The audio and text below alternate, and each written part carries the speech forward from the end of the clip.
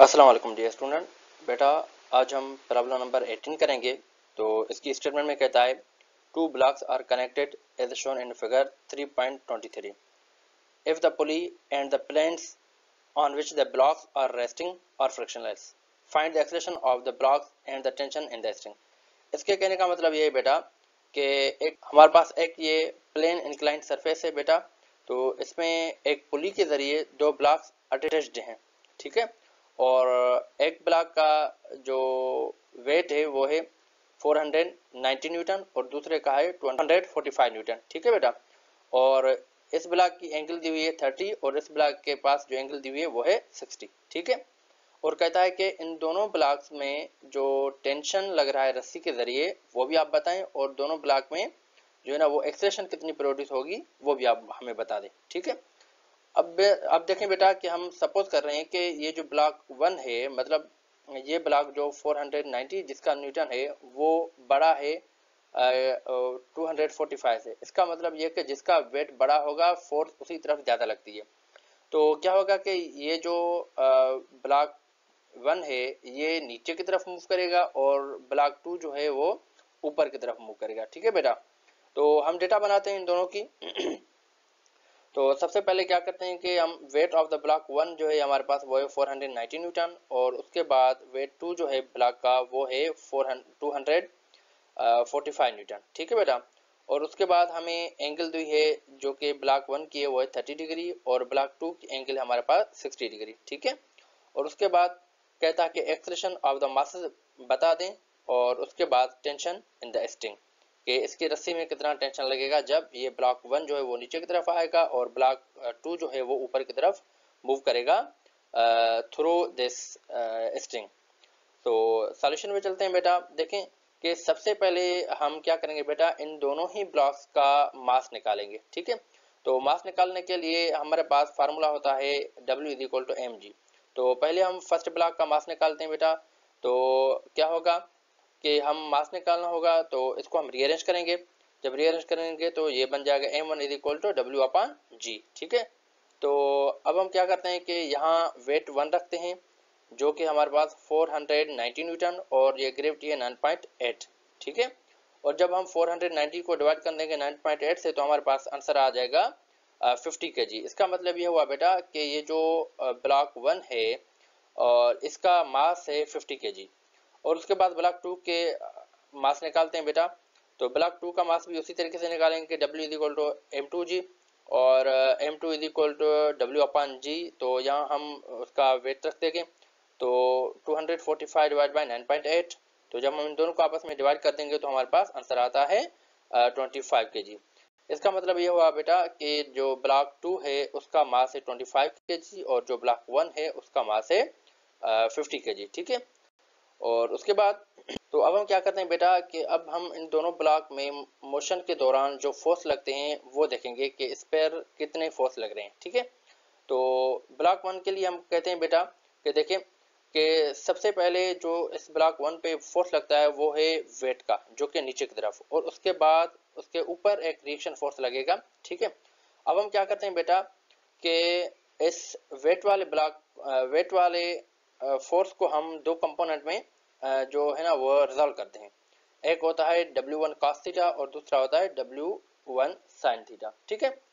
अब देखें बेटा कि उसके बाद ये जो टेंशन है वो ये ऊपर की तरफ लगेगा क्योंकि ब्लॉक नीचे की तरफ आएगा और इसका जो ये स्ट्रिंग है वो इसको ऊपर की तरफ जो है ना वो फोर्स लगाएगा, ठीक है। और उसके बाद क्या होता है कि देखें बेटा कि we suppose since the block sliding downward, हम ये कह रहे हैं कि ये जो ब्लॉक है वो नीचे की तरफ आ रहा है। जब ये नीचे की तरफ आएगा तो क्या होगा देखें बेटा इसमें।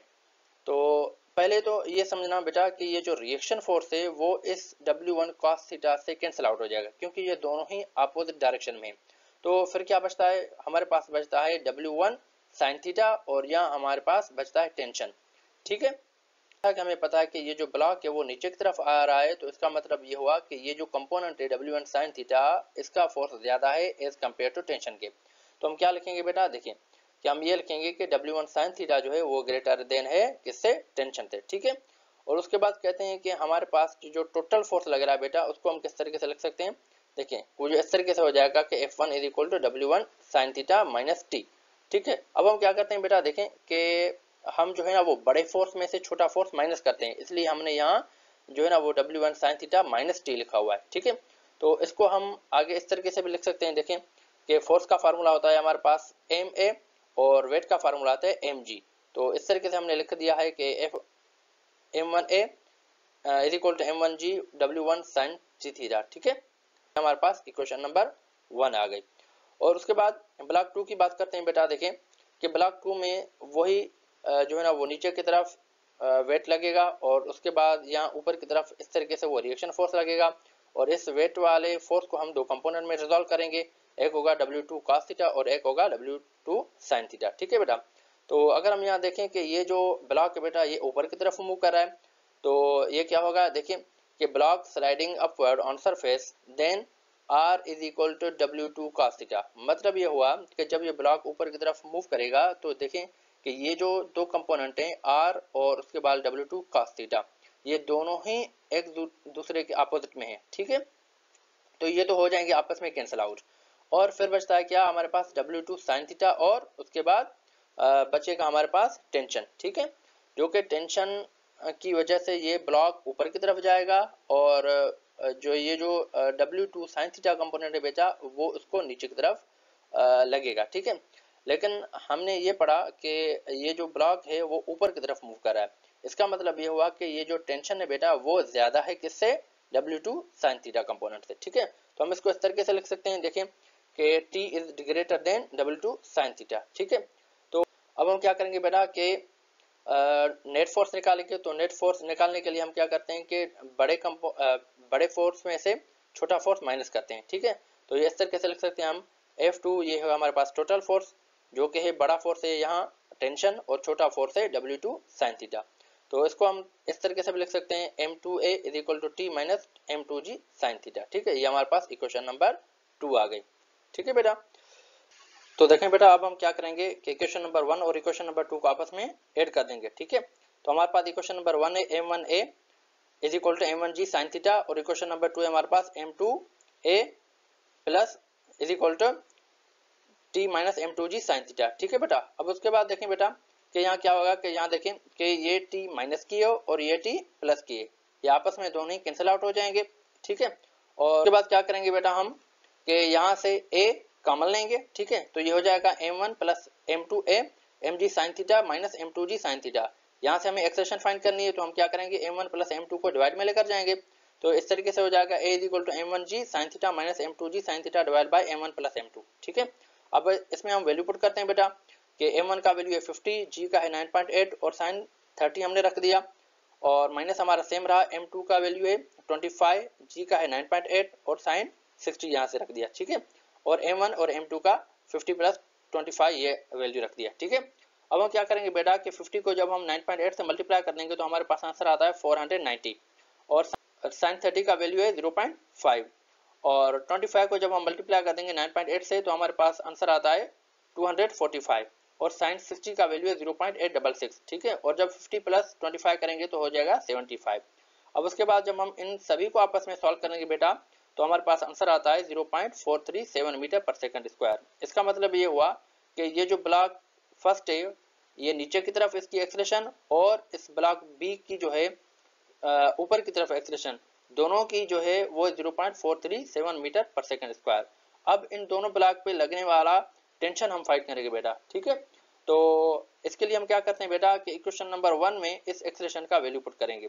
तो हमारे पास इक्वेशन नंबर 1 है m1 a is equal to m1g sin theta minus t। ठीक है, तो इसमें वैल्यू पुट करते हैं, तो m1 है हमारे पास 50 और एक्सलेशन जो अभी हमने फाइंड की है वो है 0.437 और m1 का मास है हमारे पास 50 और g का वैल्यू है 9.8 और sin 30 माइनस t। ठीक है बेटा, अब हम क्या करेंगे बेटा कि जब हम 50 को 0.437 से मल्टीप्लाई कर देंगे तो हमारे पास आंसर आता है 21.85। ठीक है, और उसके बाद 50 सेम रहा, 9.8 सेम रहा और sin 30 का जो वैल्यू है वो है 1/2, या हम इसको 0.5 भी लिख सकते हैं। ठीक है, और t हमारी यहाँ सेम रही। और उसके बाद क्या करते हैं बेटा, देखें कि हमने क्या किया है कि यहाँ से हमने 2 का टेबल लगाया है 50 पे। ठीक है, जब 2 का टेबल 50 पे लगाएंगे तो ये हो जाएगा 25, ठीक है। और जब ये 25 हो जाएगा तो यहाँ से हमने 9.8 सेम रखा और माइनस टी यहाँ से सेम रख दी, ठीक है। अब हम क्या करेंगे बेटा कि हमें अब उसके बाद हम क्या करेंगे कि 25 को मल्टीप्लाई कर देंगे 9.8 से। जब हम 25 को 9.8 से मल्टीप्लाई कर देंगे तो हमारे पास आंसर आता है 245, ठीक है। और उसके बाद माइनस टी सेम रही। अब इस टी को हम इक्वल के इस साइड लेकर जाएंगे तो ये हो जाएगी पॉजिटिव, और 21.85 को इक्वल के इस तरफ लेकर आएंगे तो ये हो जाएगा माइनस का, ठीक है बेटा।